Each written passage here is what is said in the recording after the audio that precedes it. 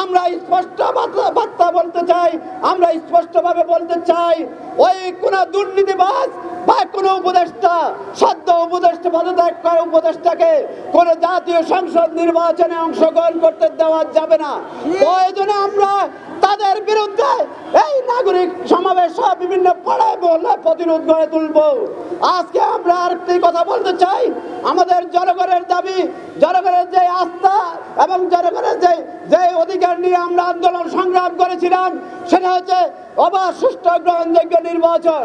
আজকে আমরা 14 মাস হয়ে গেছে ওই উপদেষ্টা মহলদের তাদের যে ক্ষমতার বাহাদুরি আমরা অতীতে শেখ হাসিনা দেখিয়েছে, সেই একই কাদায় একই কৌশলে আজকে দেশকে লুণ্ঠন করেছে, দেশের অর্থনীতিকে লুণ্ঠন করেছে। আজকে তারা জনবান্ধব কোনো কর্মসূচি, জনবান্ধব কোনো দাবি দাবা তারা জনগণের কাছে পৌঁছাতে পারেনি। বাংলাদেশের যে দ্রব্য মূল্য থেকে শুরু করে যে কালোবাজারিরা অদ্যবধি পর্যন্ত বাংলাদেশের সকল কালোবাজারিরা এখনো সিন্ডিকেটের মাধ্যমে বাজার নিয়ন্ত্রণ করছে।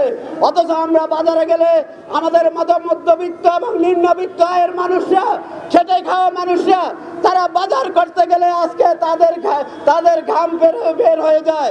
আমরা স্পষ্ট বলতে চাই, জনবান্ধব যেই কোনো কর্মসূচি এই নাগরিক জোটের মাধ্যমে অনুষ্ঠিত হবে।